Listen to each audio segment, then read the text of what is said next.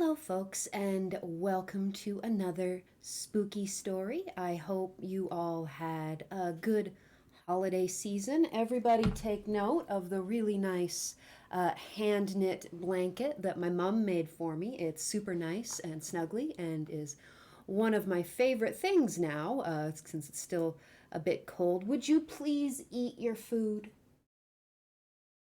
Good cats eat their food, they don't try and bury it. Okay, I hear crunching. He's eating now. Good.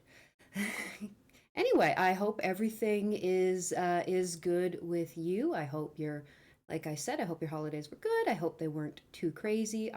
Speaking of crazy, I made this ridiculous ridiculous headband that I'm actually pretty happy with. It's very fun. This was the result of a trip to the dollar store and some boredom, and I'm actually pretty pleased with how it came out. There's not much new going on here. I did receive, this is a milestone for me and this channel. I did receive my first hate comment, so that was fun. I saw the notification. You probably won't be able to find it now. I don't even remember what video it was on, but I saw the notification, thought I'll deal with this later, and then later when I went to pull it up and be like, oh, what is going on here? It was gone. So I don't know if YouTube deleted it or if the person deleted it. But hey, my first hate comment. So that's fun. I don't know what kind of person feels the need to say mean things to a YouTube channel that has like less than 100 followers. So I just assume that this is a very unhappy individual. So that was fun. That's the only big news in my life. But you are not here for man children on the internet. They are quite common. If you really want one, I'm sure you can find your own.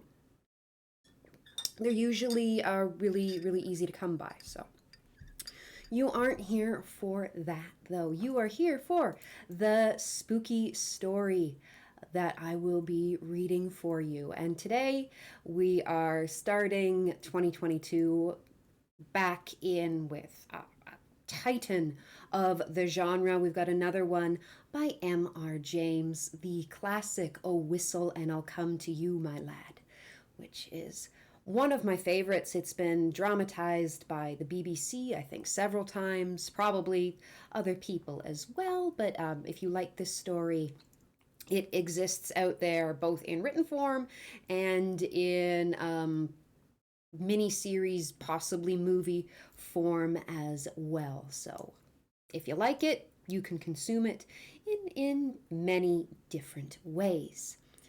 And before I head on into the actual reading, just the usual cautions, I read late 19th and early 20th century stories, which, tend to not fit in so well with modern values sometimes. There will sometimes be things about race, gender, religion, orientation, what have you, that quite rightly are not in line with modern views. So it's up to you whether you want to consume this content or not. And of course, this is just the general preface, preface, whatever, that I put on all my videos, regardless of whether or not it applies to the specific one I'm reading, because it just makes it easier for me to not have to keep everything straight in my mind all the time.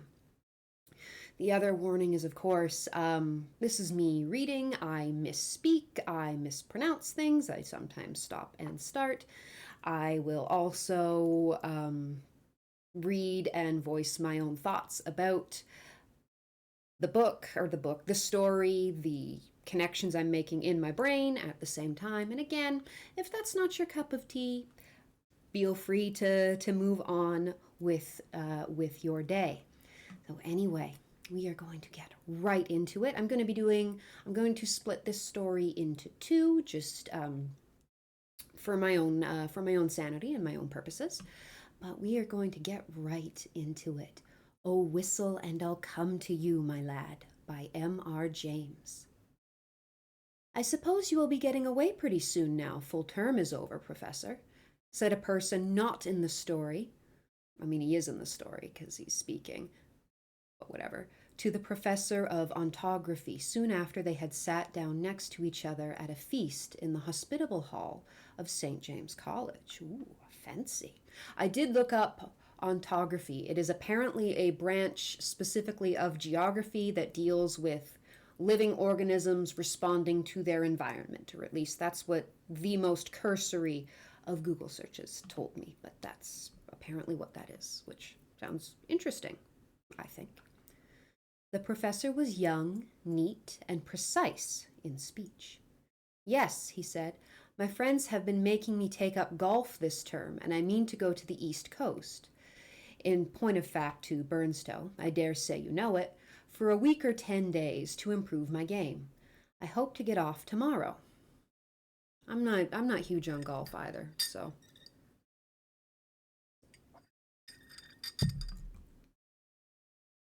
Oh, Parkins, said his neighbor on the other side, if you're going to Burnstow, I'm going to say this is pronounced Burnstow, I wish you would look at the site of the Templars' preceptory and let me know if you think it would be any good to have a dig there in the summer. You should. Back where, oh yeah, I'll just, while I'm on vacation, I'll just decide if we're going to do like a full scale archaeological dig, back when antiquarians and archaeologists could just do that. Because that hasn't led to problems later on. It was, as you might suppose, a person of antiquarian pursuits who said this. But since he merely appears in this prologue, there is no need to give his entitlements. I can't decide if these little things are meant to be backhanded compliments, but I kind of like it. I kind of like these little, yeah, he's not in the story, so we don't have to care, little snippets that we're getting from James here. I quite like that.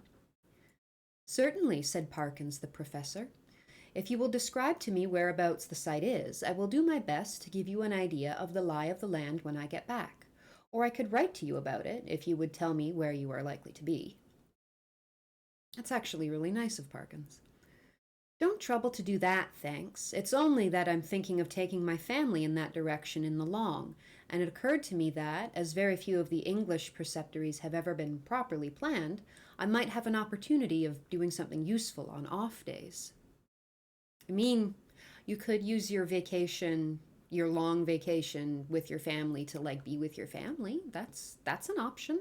I'm just saying, antiquarian dude, you could like be involved with your family, but okay, cool, you do you.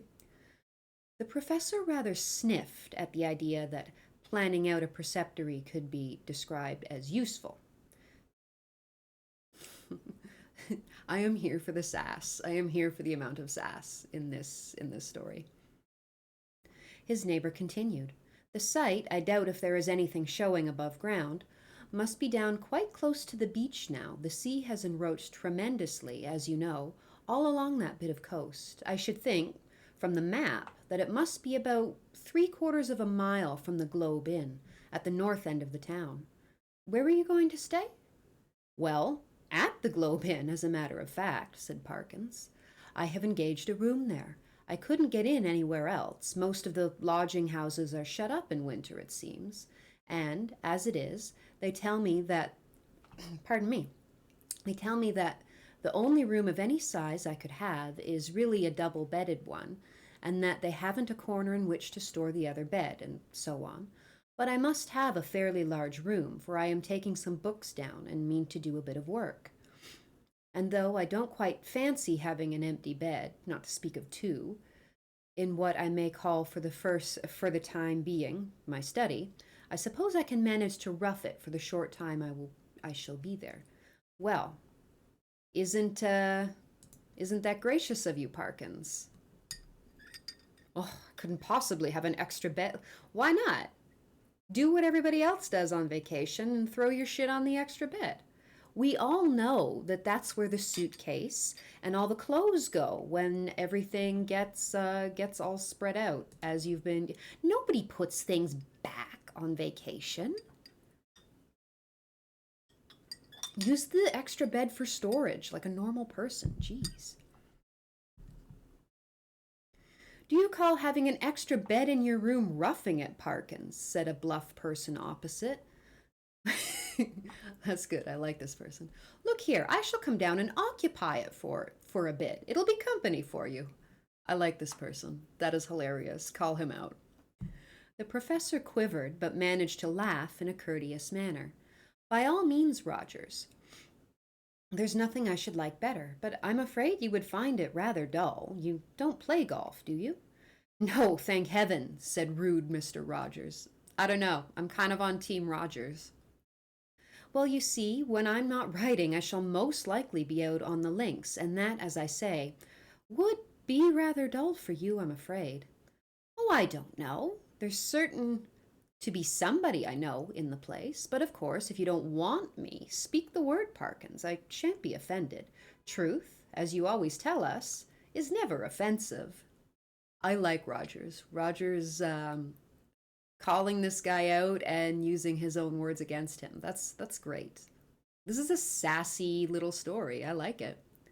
Parkins was indeed scrupulously polite and strictly truthful. It is to be feared that Mr. Rogers sometimes practiced upon his knowledge of these characteristics.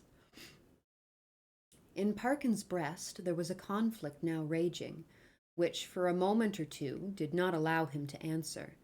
That interval being over, he said, Well, if you want the exact truth, Rogers, I was considering whether the room I speak of would really be large enough to accommodate us both comfortably, and also whether, mind, I shouldn't have said this if you hadn't pressed me, you would not constitute something in the nature of a hindrance to my work.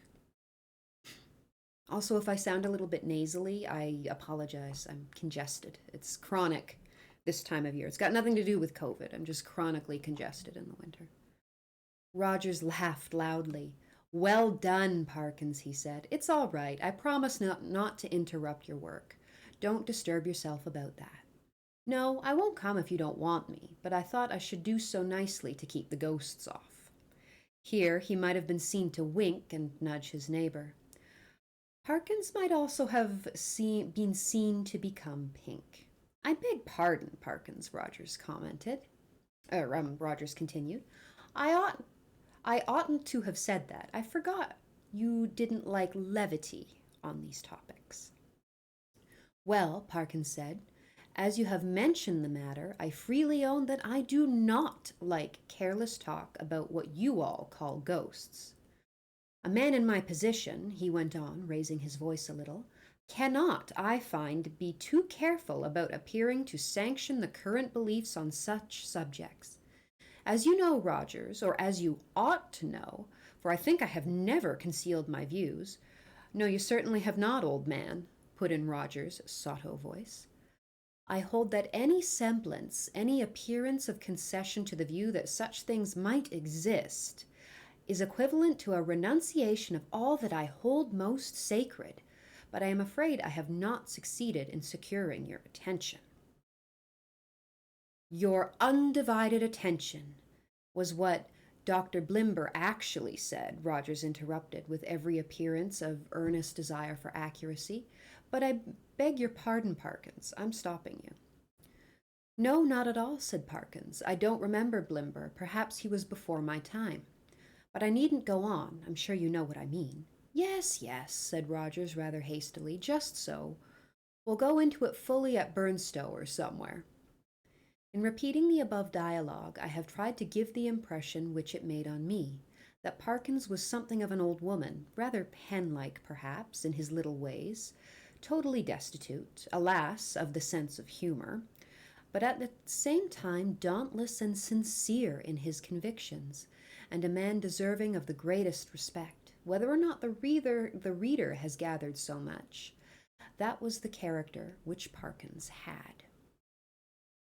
So we've got our characters. Pardon me, I'm just going to have something to drink. I mean, it's never a good sign when you go in being like, there is no such thing as ghosts, contrary. Like, calm down, bud. Like, other people's beliefs aren't hurting you. Relax. I like Rogers though. I'm here for the sass that Rogers is bringing to the excursion. I quite like it. On the following day, Parkins did, as he had hoped, succeed in getting away from his college and in arriving at Burnstow. He was made welcome at the Globe Inn, was safely installed in the large double-bedded room of which we have heard, have we ever, and was able before retiring to rest to arrange his materials for work in apple pie order upon a commodious table which occupied the outer end of the room and was surrounded on three sides by windows looking out seaward. That is to say, the central window looks straight out to sea, and those on the left and right command perspectives along the shore to the north and south, respectively. That actually sounds really nice. You got a really good room. Stop complaining about the extra bed. On the south, you saw the village of Burnstow. On the north, no houses were to be seen, but only the beach and the low cliff backing it. Immediately in front was a strip, not considerable, of rough grass, dotted with old anchors, capstans, and so forth, then a broad path, then the beach. Whatever may have been the original distance between the globe in the sea, between the globe in and the sea, not more than 60 yards now separated them. Yeah, erosion's a pretty powerful force. The rest of the population of the inn was, of course, a golfing one, and included few elements that called for a special description. The most conspicuous figure was, perhaps, that of an ancien militaire, secretary of a London club, and possessed of a voice of incredible strength and of views of a pronouncedly Protestant type, whatever that means. These were apt to find utterance after his attendance upon the ministrations of the vicar, an estimable man with inclinations towards a picturesque ritual, which he gallantly kept down as far as he could out of deference to East Anglian tradition. Not really clear on what a whole lot of that means there. What I'm getting from it is there's an old retired soldier who's a little bit loud and really likes to hear himself talk and has very strong opinions. I mean, we all know somebody like this. Professor Parkins, one of whose principal characteristics was pluck, spent the greater part of the day following his arrival at Burnstow in what he called improving his game. Like another little jab. Very good. In company with this Colonel Wilson. And during the afternoon, whether the process of improvement were to blame or not, I am not sure, the Colonel's demeanor assumed a coloring so lurid that even Parkins jibbed at the thought of walking home with him from the links. So Parkins, you're a shitty golfer to the point where Colonel Wilson may actually be having an aneurysm. So well done. He determined, after a short and furtive look at the bristling mustache, of course he has a mustache, and those incarnadine features, that it would be wiser to allow the influence of tea and tobacco to do what they could with the Colonel before the dinner hour should render a meeting inevitable. That's funny. I might walk home tonight along the beach, he reflected. Yes, and take a look. There will be light enough for that, at the ruins of which Disney was talking. I'm assuming that was his friend at the start of the story who wanted him to have a look at the ruins. It's funny that his name is Disney. I mean, I laughed. I don't exactly know where they are, by the way, but I expect I can hardly help stumbling on them. This he accomplished, I may say, pardon me. This he accomplished, I may say, in the most literal sense. For in picking his way from the links to the shingle beach, his foot caught partly in a gorse root and partly in a biggish stone, and over he went. When he got up and surveyed his surroundings, he found himself in a patch of somewhat broken ground, covered with small depressions and mounds. These latter, when he came to examine them, proved to be simply masses of flints embedded in mortar and grown over with turf. He must, he quite rightly concluded, be on the site of the preceptory he had promised to look at. It seemed not unlikely, to reward the spade of the explorer, enough of the foundations was probably left at no great depth to throw a good deal of light on the general plan. He remembered vaguely that the Templars, it's capitalized, the word Templars. I'm hoping for the sake of romanticism that he does mean the Knights Templar. That would be cool. To whom this site had belonged, were in the habit of building round churches, and he thought a particular series of humps or mounds near him did appear to have been arranged in something of a circular form. Few people can resist temptation to try a little amateur research in a department quite set outside of their own, if only for the satisfaction of showing how successful they would have been had they only taken it up seriously. That's another really great line. I love that. Our professor, however, if he felt something of this mean desire, was truly anxious to oblige Mr. Disney. Disney. So he paced with care the circular area he had noticed, and wrote down its rough dimensions in his pocketbook. Then he proceeded to examine an oblong eminence which lay east of the center of the circle, and seemed to his thinking likely to be the base of a platform or altar. At one end of it, in the northern, a patch of the turf was gone, removed by some boy or other creature. Then there's some Latin, some other creature, fere nature.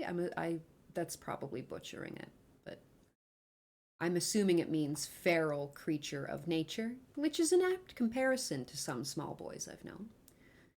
It might, he thought, be as well to probe the soil here for evidences of masonry, and he took out his knife and began scraping away the earth.